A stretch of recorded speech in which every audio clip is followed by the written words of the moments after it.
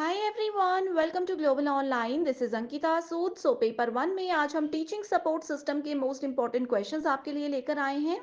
इस सीरीज के through students आपके क्वेश्चंस के साथ सारे कॉन्सेप्ट्स भी क्लियर हो जाएंगे एंड आप लोगों को एक क्लियर आइडिया भी मिलता रहेगा कि इस टॉपिक में से कैसे क्वेश्चंस आज तक पेपर में पूछे गए हैं। स्टूडेंट्स पेपर को क्वालिफाई करने के लिए ये बहुत ज़रूरी है कि आप सभी एग्जामिनेशन के लेवल के हिसाब से तैयारी करें एंड इसके लिए कंप्लीट कोर्स मैं लेकर आई हूँ जहाँ पर डेली लाइव लेक्चर्स के साथ आपका पूरा सिलेबस तो कवर हो ही जाएगा। साथ ही टॉपिक वाइज एमसीक्यूज और पीवाईक्यूज भी हम आपको देते हैं। नोट्स बनाने में बच्चों का बहुत समय बर्बाद होता है, इसीलिए आपको यहाँ पर हम पीडीएफ नोट्स देते हैं जिसकी मदद से आप बहुत अच्छे से पढ़ाई कर सकते हो बिना अपना समय बर्बाद किए। साथ ही फुल सिलेबस मॉक टेस्ट है जो कि बहुत इंपॉर्टेंट है आपकी रिविजन के लिए एंड ये 5000 एमसीक्यू क्वेश्चन बैंक में से मैं आपको गारंटी देती हूँ कि पेपर वन में 50 में से 35 प्लस क्वेश्चंस आपको यहाँ से जरूर देखने को मिलेंगे। न्यू बैच हमारा कमिंग मंडे से स्टार्ट होने वाला है। इस बैच के लिए और पूरी इंफॉर्मेशन के लिए आप या तो गिवन नंबर्स पर कांटेक्ट कर सकते हैं या फिर कुछ फ्री कंटेंट के लिए भी आप ग्लोबल ऑनलाइन ऐप को डाउनलोड कर सकते हो ताकि आपको पता चल जाए कि कैसा ये कोर्स है और कैसे हम आपको सर्विसेज प्रोवाइड करवाते हैं। सर्च बार में कोर्स को सर्च कीजिए, कंटेंट पर जाओगे तो English Hindi bilingual separate courses आपके सामने आ जाएंगे जहां पर आपको यूनिट वाइज फोल्डर्स मिल जाते हैं। इसका ये फायदा है कि आप चाहो तो किसी भी यूनिट में एमसीक्यूज या थ्योरी के जरिए अपनी तैयारी शुरू कर सकते हो एंड यकीन रखिए ये बहुत इंपॉर्टेंट कोर्स है जो कि आपको एग्जाम में बहुत अच्छा स्कोर करने में मदद कर सकता है। तो चलिए शुरू करते हैं। हमारा आज का पहला क्वेश्चन है instructions which encourages live participation and interaction through online classes are called। यानी कि ऑनलाइन क्लासेस में जो भी हमारी स्टूडेंट्स की पार्टिसिपेशन होती है, जो भी उनकी इंटरेक्शन होती है, उसको क्या बोला जाता है। तो पहला ऑप्शन है सिंक्रोनस इंस्ट्रक्शन, सेकंड ऑप्शन है एसिंक्रोनस, थर्ड है ट्रेडिशनल एंड फोर्थ है थ्योरेटिकल इंस्ट्रक्शंस। तो सबसे पहले आप लोगों को ये पता होना चाहिए कि थ्योरेटिकल इंस्ट्रक्शंस क्या होती हैं। अब जैसे थ्योरी लेक्चर्स होते हैं ऑनलाइन या ऑफलाइन, किसी की भी हम बात कर सकते हैं। थ्योरी लेक्चर्स में क्या होता है, सिर्फ हम आप लोगों को नोट्स बनाएंगे, हम आपको कॉन्सेप्ट्स नहीं समझाएंगे, मल्टीपल चॉइस क्वेश्चंस की हेल्प से आपको नहीं बताएंगे कि कैसे इनको सॉल्व करना है, बस नोट्स आप लोगों के कंप्लीट करवाएंगे। उसको बोला जाता है थ्योरेटिकल इंस्ट्रक्शंस। सेकेंड ऑप्शन है ट्रेडिशनल। सो ट्रेडिशनल मेथड यानी कि जो हमारी पारंपरिक तरीका होता है पढ़ाने का, उसमें क्या होता है कि टीचर क्लास में आएंगे, स्टूडेंट्स को इंस्ट्रक्शंस देंगे, जो भी टॉपिक है वो पढ़ाएंगे एंड चले जाएंगे। ठीक है, एंड इस तरह का मेथड जो होता है वो बेसिकली होता है टीचर सेंट्रिक मेथड। ठीक है, टीचर सेंट्रिक मेथड यानी कि ट्रेडिशनल इंस्ट्रक्शंस में क्या होता है, ना ही कोई फीडबैक होता है, ना ही स्टूडेंट एंड टीचर के बीच में ज्यादा इंटरेक्शंस होती है। तो यहाँ पे क्वेश्चन में पूछा है कि जो लाइव पार्टिसिपेशन में ज्यादा से ज्यादा इंटरेक्शन जो है वो ऑनलाइन क्लासेस में इन्वॉल्व करते हैं। ठीक है, तो अब आता है नेक्स्ट एसिंक्रोनस एंड सिंक्रोनस। तो मैक्सिमम स्टूडेंट्स इसमें कंफ्यूज होते हैं। ठीक है, तो पहले मैं बताती हूँ आप लोगों को कि एसिंक्रोनस क्या होता है।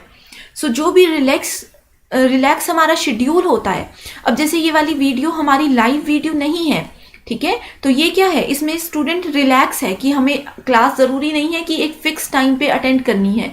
जब वो फ्री हैं, जब उनके पास टाइम है, वो उस अकॉर्डिंग क्लास को अटेंड कर सकते हैं। ठीक है, तो ये होता है एसिंक्रोनस। इसका मतलब है कि इसमें क्या आती हैं, इसमें रिकॉर्डेड वीडियोज आती हैं।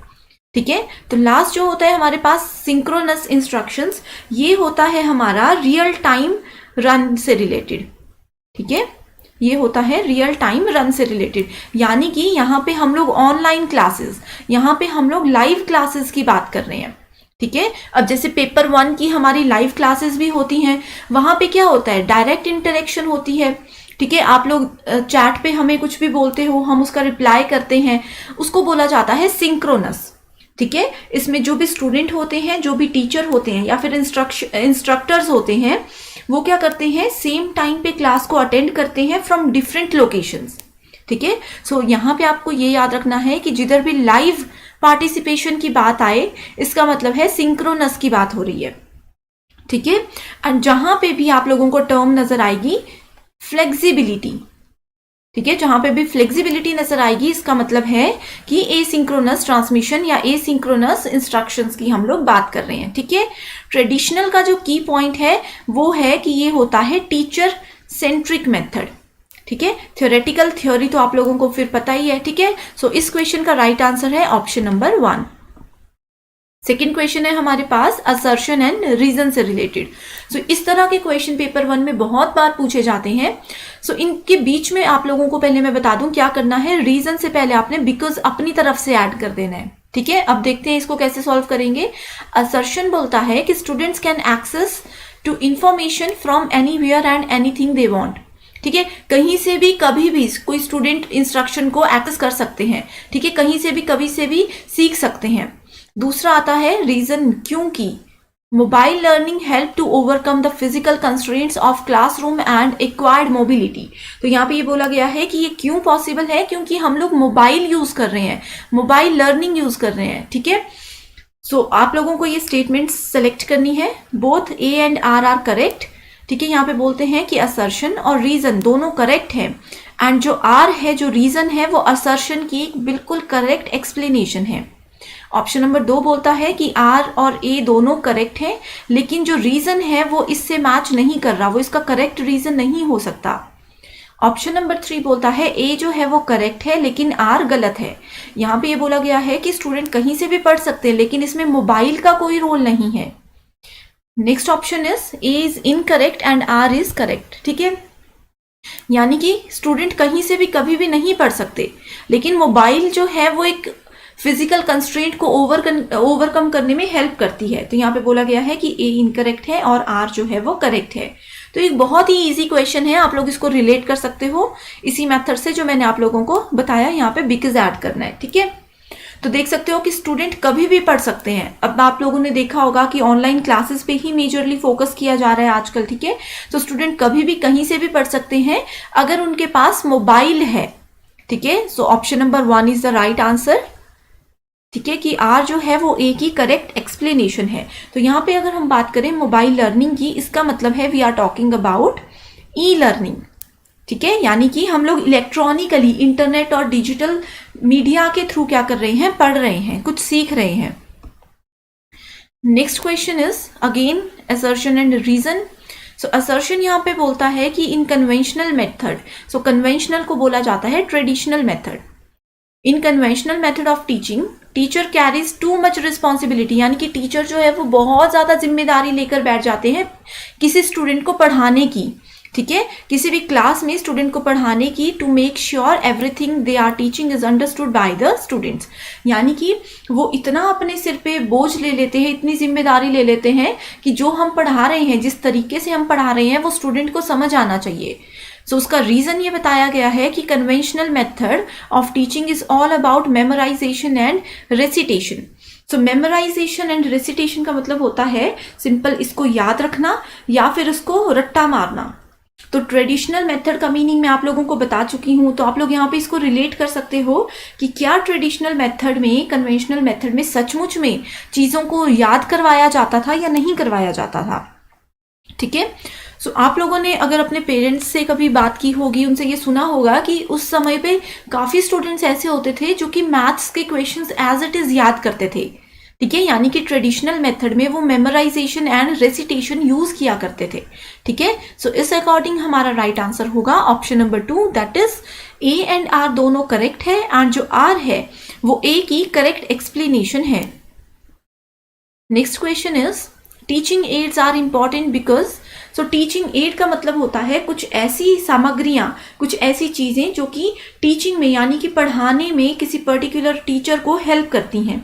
अब जैसे मैं आप लोगों को पढ़ा रही हूँ तो यहाँ पे कौन हमें हेल्प कर रहा है, इंटरनेट हेल्प कर रहा है, ठीक है, लैपटॉप है हमारे पास, पेन टैब है हमारे पास, तो ये सब चीजें हैं टीचिंग एड्स। तो इनका इंपॉर्टेंट क्यों बताया गया है, they are cheap and easily available, कि फटाफट से मिल जाती हैं, बहुत सस्ती होती हैं। Minimum training is required to use them effectively, कि ज्यादा ट्रेनिंग की जरूरत नहीं होती है। Next is they reduce the burden of the teachers. Next option बोलता है they provide clarity and generate a clear picture of the concept, यानी कि इसके थ्रू हम लोग स्पष्टता से जो है किसी स्टूडेंट को कुछ चीजें समझा सकते हैं, ठीक है।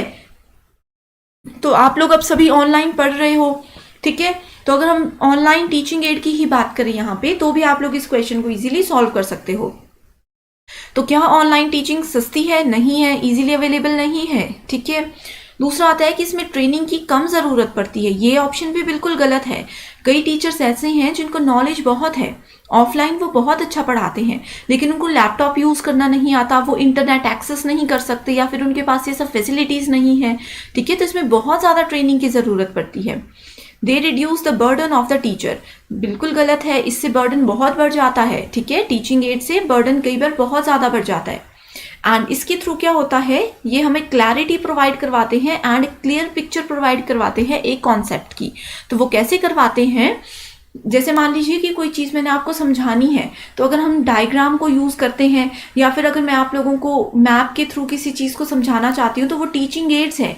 इसके थ्रू स्टूडेंट्स इजीली कॉन्सेप्ट्स को समझते भी हैं एंड उनको ज़्यादा टाइम तक के लिए याद भी रख सकते हैं। ठीक है, next question is the internet can be considered as a teaching aid since it, यानी कि इंटरनेट को एक टीचिंग एड बोला जाता है, तो इसके पीछे क्या रीज़न है।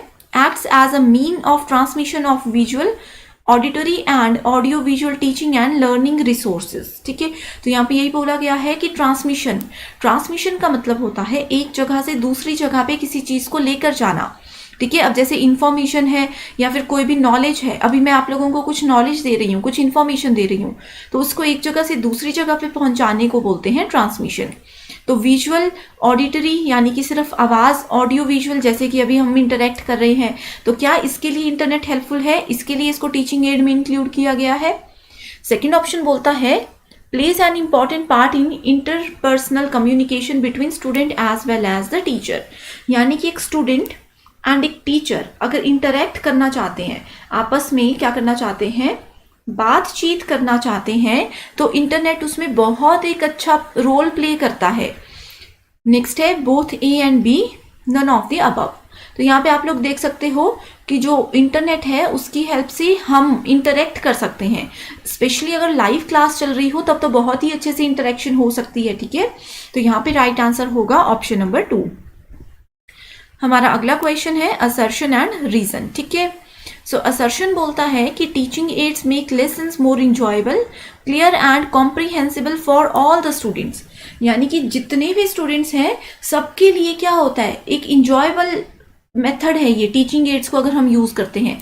यानी कि अगर मैं आप लोगों को हिस्ट्री पढ़ा रही हूँ, तो मान लीजिए कि हम लोग झांसी की रानी का कोई टॉपिक पढ़ रहे हैं। ठीक है, तो मैं अगर झांसी की रानी की फ़ोटो आप लोगों को दिखा दूँ या उनकी स्टोरी को एक रोल प्ले की तरह हम लोग ऐड करें, ठीक है, समझाएं, तो क्या होगा, आप लोग ईजिली समझोगे। तो ये इंजॉयबल है, क्लियर जो है कॉन्सेप्ट है। ठीक है, रीजन बोलता है कि teaching aids can only be used in intermediate level of learning process to enrich vocabulary and knowledge. ये बोलते हैं कि सिर्फ वोकैबुलरी यानी कि शब्दावली और अपना नॉलेज, अपना ज्ञान बढ़ाने के लिए ही हम टीचिंग एड्स को यूज करते हैं। ठीक है, तो यस, इससे नॉलेज तो बढ़ता ही है, लेकिन इसका वोकैबुलरी से ज्यादा लेना देना नहीं है। ठीक है, एंड इसमें बोला गया है ओनली बी यूज्ड। ठीक है, ओनली बी से यहाँ पे इन्होंने ये बता दिया कि सिर्फ इसी चीज के लिए यूज किया जाता है। तो सिर्फ इस कॉन्सेप्ट की वजह से क्या हो सकता है, हमारा रीजन जो है इस क्वेश्चन में वो गलत हो सकता है। तो ए जो करेक्ट स्टेटमेंट है एंड रीजन उसका गलत है। So option number 3 is the right answer. Next question बोलता है which of the following tools is a collaboration tool for providing virtual classroom environment.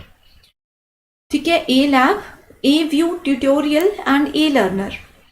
ठीक है, सो यहाँ पे ए का मतलब क्या है, सबसे पहले ये पता होना चाहिए आप लोगों को। ठीक है, सो इससे पहले ये मैं आप लोगों को बताती हूँ कि वर्चुअल क्या होता है। वर्चुअल का मतलब होता है नॉट रियल। ठीक है, आभासी कक्षा, यानी कि क्लासरूम पूरा है। अब जैसे यहाँ पे हमारी डेली लाइव क्लासेस होती हैं। ठीक है, सो लाइव क्लास में क्या होता है, आप लोग अवेलेबल होते हो, टीचर पढ़ा रहे हैं, आप लोग को कोई क्वेरी है आप पूछ रहे हो, हम जवाब दे रहे हैं। ठीक है, सब चीज़ें वैसे ही चल रही हैं, लेकिन ये क्या है, ये सब चीज़ें रियल नहीं है, ये सब चीज़ें वर्चुअल हैं। ठीक है, तो इसमें बोला गया है कि कौन से टूल्स जो हैं वो वर्चुअल क्लासरूम एनवायरनमेंट को कोलैबोरेशन के लिए यूज किए जाते हैं। ठीक है, सो इसका राइट आंसर है option number 2, that is A view. A tutorial होता है, जैसे कि अभी हम लोग इंटरेक्ट कर रहे हैं, लाइव लेक्चर्स नहीं है, रिकॉर्डेड लेक्चर्स हैं। ठीक है, इनको ट्यूटोरियल्स बोल सकते हैं। लर्नर भी सिंपल सी चीज़ है। तो यहाँ पे व्यू जो है एक इम्पॉर्टेंट इनिशिएटिव है। ठीक है, सो ए व्यू का मतलब होता है virtual interactive environment for work groups. Virtual interactive environment for work groups, ठीक है। एंड यहाँ पे ए का मतलब है अमृता, ठीक है। तो ये क्या है, ये एक ई लर्निंग एक्सपीरियंस है that is almost as good as real classroom experience developed by Amrita e learning research lab, ठीक है। इसीलिए यहाँ पे ए लिखा गया है क्योंकि Amrita e learning research lab ने इसको डेवलप किया है, ठीक है। Next question is which of the following is a non projected visual add. तो बहुत ही इजी क्वेश्चन है, नॉन प्रोजेक्टेड। सो प्रोजेक्टर आप लोगों ने देखा होगा, जैसे प्रेजेंटेशन चलती है क्लासरूम में, प्रोजेक्टर की हेल्प से उसी चीज को एक वाइट बोर्ड पे जो है या वाइट वॉल पे इस तरह से प्रेजेंट किया जाता है, ठीक है। तो कौन सी चीज इसमें यूज नहीं की जाती, पहली है slide, OHP that is overhead projector, इसके तो नाम में ही प्रोजेक्टर लिखा है तो इस ऑप्शन को तो हम पहले ही एलिमिनेट कर देंगे। हैंड हेल्ड प्रोजेक्टर, ठीक है, इसके भी नाम में ही प्रोजेक्टर लिखा है तो इस ऑप्शन को भी हम क्या करेंगे, पहले ही एलिमिनेट कर देंगे, ठीक है। लास्ट ऑप्शन है फ्लैश कार्ड्स। तो यहाँ पे मैं आप लोगों को बता चुकी हूँ कि जैसे कि PPTs होती हैं जो कि स्लाइड्स होती हैं, जनरली उन्हीं को हम क्या करते हैं, प्रोजेक्टर के थ्रू स्टूडेंट्स के सामने प्रेजेंट करते हैं। तो स्लाइड्स भी जो है वो रॉन्ग आंसर है, ठीक है। सो इसी तरह से एलिमिनेशन मेथड यूज करके आप लोग करेक्ट आंसर ढूंढ सकते हो। सो राइट आंसर होगा ऑप्शन नंबर 4, ठीक है।